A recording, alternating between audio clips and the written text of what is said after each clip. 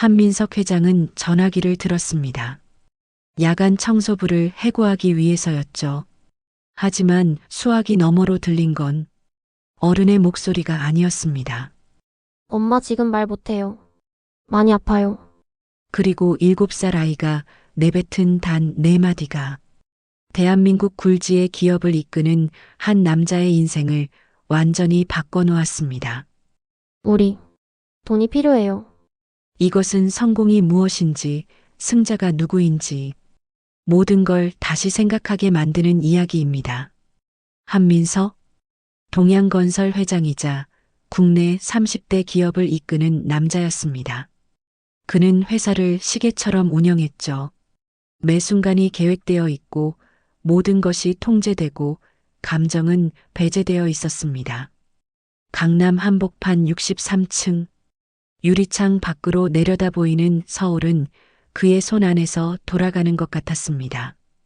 오전 11시 그는 이미 200억 원 규모의 계약을 성사시켰고 지금은 직원 성과표를 검토하고 있었습니다.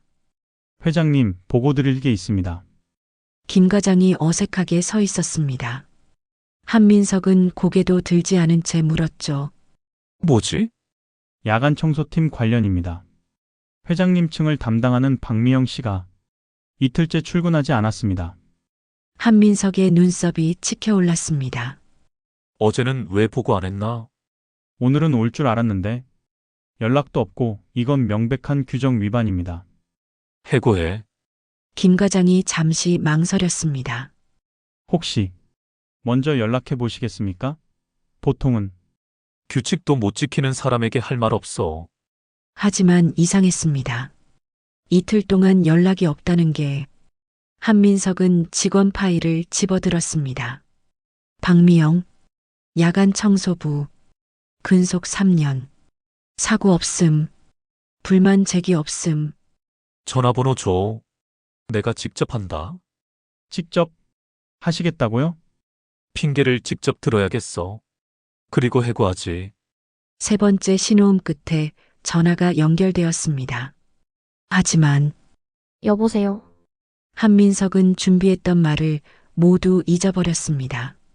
여자 목소리가 아니었어요. 작고 조용한 아이의 목소리였습니다. 박미영 씨 계시나요? 엄마 지금 말 못해요. 많이 아파요. 한민석의 가슴이 갑자기 조여왔습니다.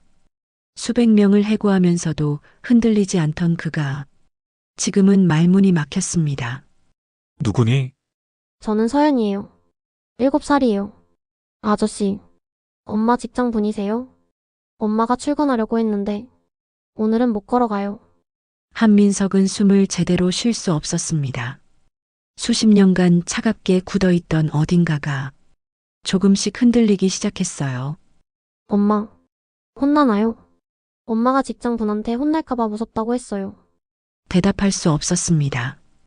해고라는 차갑고 무정한 단어 대신 그저 아이의 떨리는 목소리만 귀에 남았어요. 제가 엄마 대신 차도 끓여드리고 청소도 했어요. 사무실 청소도 제가 가서 할 수 있어요. 저는 작지만 빨라요. 아니야. 그럴 필요 없어. 그런데 우리 돈이 필요해요. 돈이 필요해요. 4마디였습니다. 하지만 그 4마디가 한민석이 쌓아온 유리와 강철 같은 세상을 산산이 무너뜨렸습니다. 그는 깨달았습니다. 전화기 저편에 있는 건 무능한 직원이 아니라는 걸, 어린 딸을 혼자 키우며 매일 밤 빌딩을 청소하고 그럼에도 아이 앞에서는 웃으려 애쓰는 한 사람의 엄마라는 걸, 그리고 이 순간부터 한민석의 인생이 완전히 달라지기 시작했습니다. 서연아, 한민석의 목소리가 전화기 너머로 부드럽게 흘러나왔습니다. 내 집 주소를 알려줄 수 있을까? 아저씨가 엄마를 보러 갈게. 정말 오실 거예요? 응. 절대 화내지 않을게. 문 앞에서 기다릴게요. 한민석은 누구에게도 말하지 않았습니다. 비서에게도 운전기사에게도 그냥 외투와 차 열쇠를 들고 나섰어요. 20년 만에 직접 운전해서 말이죠. 서연이가 알려준 주소는 강남에서 40분 거리의 달동네였습니다. 펜트하우스를 오가던 그가 성공이라는 이름으로 모든 가난한 풍경을 멀리 밀어냈던 그 시절 이후 처음 보는 곳이었어요. 깜빡이는 가로등 밑에 차를 세웠습니다. 낡은 5층 빌라, 벗겨진 페인트, 희미한 전등불들. 복도에는 곰팡이 냄새와 누군가 태운 삼겹살 냄새가 섞여 있었어요. 이비호, 망설임 끝에 문을 두드렸습니다. 문이 조심스럽게 열렸습니다. 서연이가 문틈 사이로 고개를 내밀었어요. 작은 체구, 어깨까지 내려오는 곱슬머리, 어른 옷을 입은 듯 헐렁한 티셔츠. 하지만 눈만은 또렷하고 간절했습니다. 정말 오셨네요. 한민석은 잠시 말을 잃었어요. 그 눈빛이 너무도 어른스러웠거든요. 7살이 가져서는 안 될 그런 간절함이 있었어요. 왔다? 서연이는 문을 활짝 열고 옆으로 비켜섰습니다.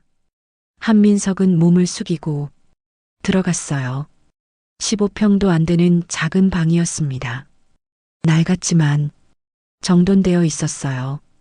부엌에는 아직 따뜻한 주전자가 놓여 있고 소파에는 정성스레 개어진 담요가 있었습니다. 하지만 구석의 얇은 매트리스 위에 박미영이 누워 있었습니다.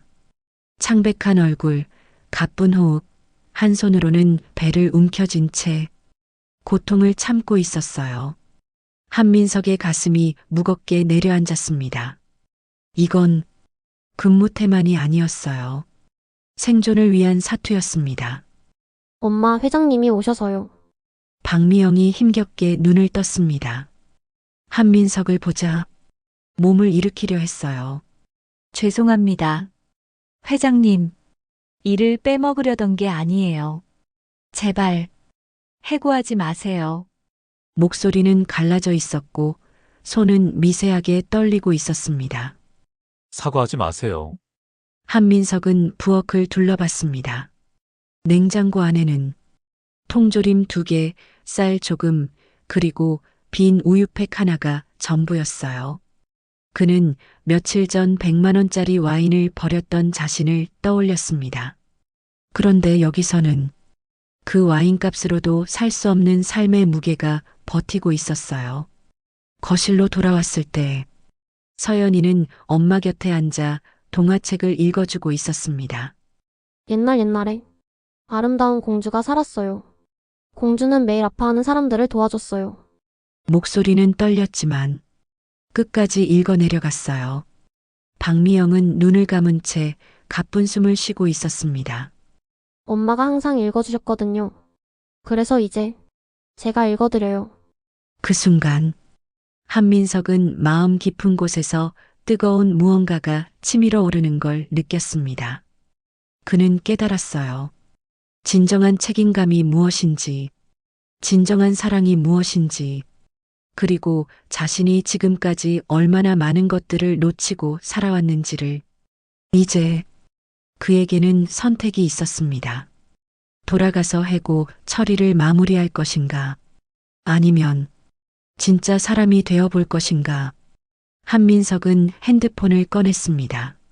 하지만 인사팀에 전화하는 대신 닥터 최, 지금 당장 와주세요. 환자가 있습니다. 자신의 전속 주치의였어요.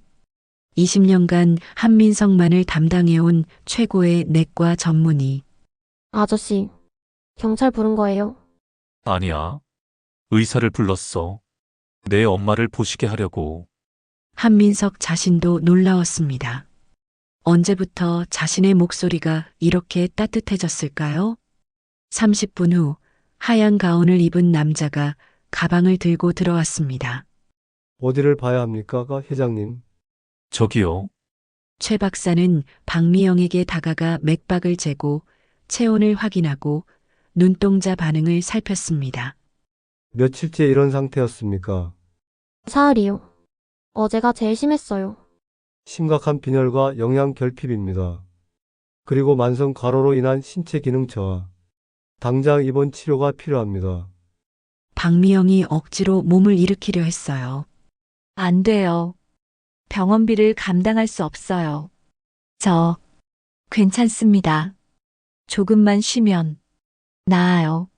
손이 미세하게 떨리고 있었고 목소리는 간신히 나오는 수준이었습니다. 미영 씨, 박미영은 깜짝 놀라며 그를 바라봤어요. 3년간 한 번도 이름을 불러준 적이 없었거든요. 당신은 괜찮지 않아요.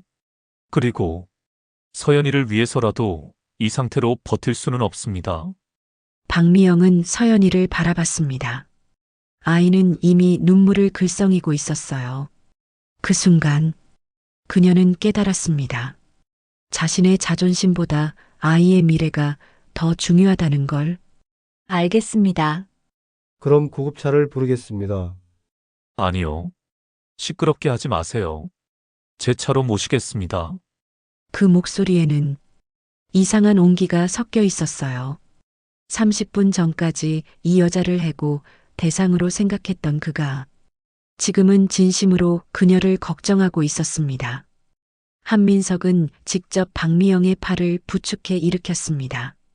그녀의 몸은 너무 가벼웠어요. 마치 바람에도 날아갈 것 같을 정도로. 저도 같이 가도 돼요? 당연하지. 삼성서울병원 응급실. 형광등이 하얗게 빛나는 복도를 지나 박미영은 응급실로 옮겨졌습니다.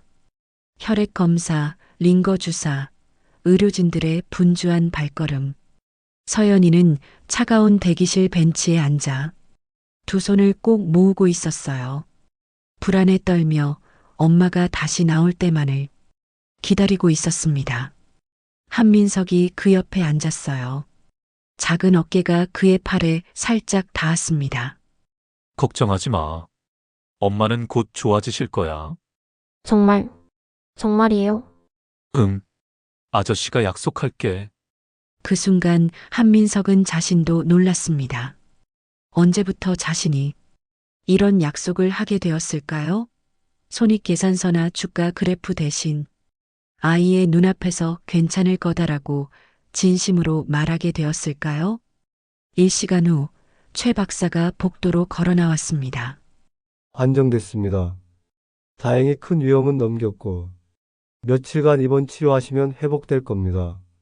휴, 서연이는 눈물을 닦으며 처음으로 웃었어요. 한민석은 천천히 눈을 감았습니다. 가슴 한가운데 뜨겁고 낯선 무언가가 차오르고 있었어요. 그는 깨달았습니다. 오늘 밤 그는 결코 예전의 한민석 회장으로 돌아갈 수 없으리라는 걸. 그리고 그게 전혀 두렵지 않다는 걸. 사흘 뒤 박미영은 하얀 병실 창가에 앉아 있었습니다. 가을 햇살이 들어와 그녀의 얼굴을 건강하게 비춰주고 있었어요.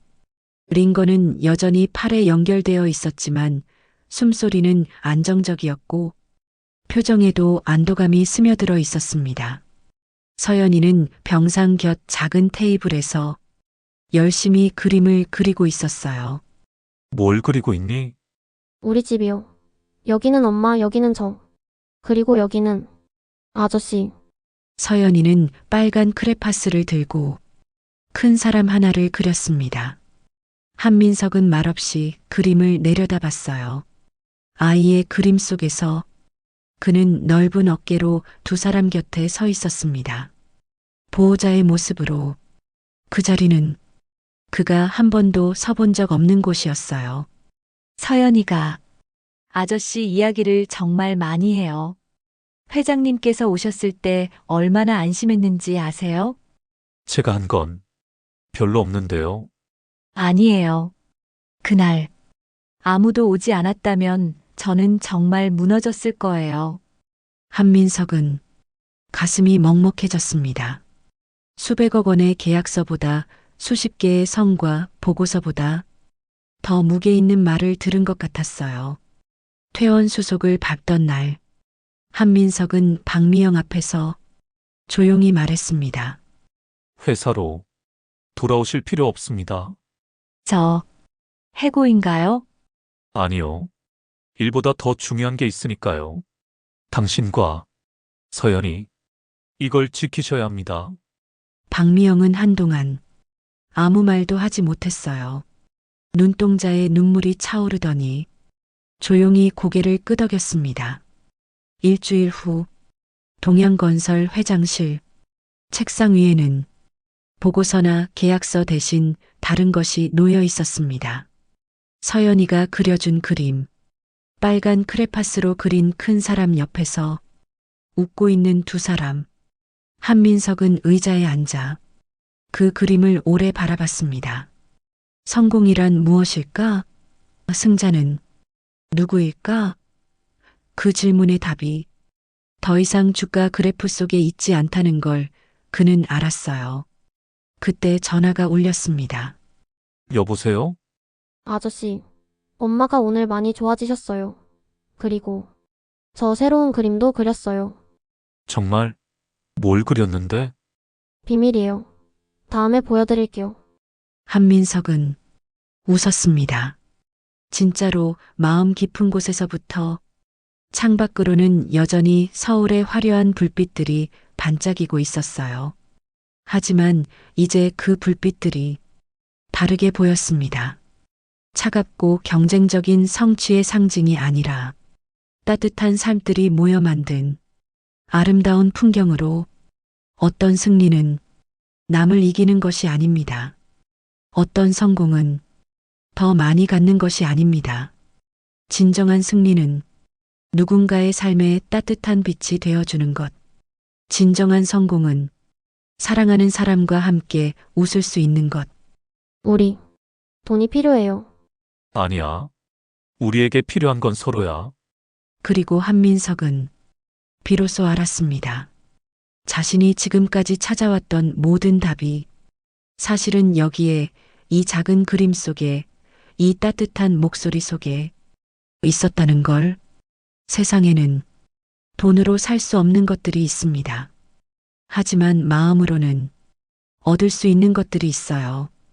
그리고 그런 것들이야말로 진짜 우리에게 필요한 것들이죠. 이 이야기가 여러분의 마음에 작은 따뜻함을 남겼기를 바랍니다. 때로는 우리도 한민석처럼 차갑게 살아갈 때가 있죠. 하지만 언제나 서연이 같은 순수한 마음들이 우리 곁에 있다는 걸 기억해 주세요. 그리고 진정한 성공이 무엇인지 한 번 더 생각해 보는 시간이 되었으면 좋겠습니다. 감사합니다. 구독과 좋아요는 영상 제작에 큰 힘이 됩니다.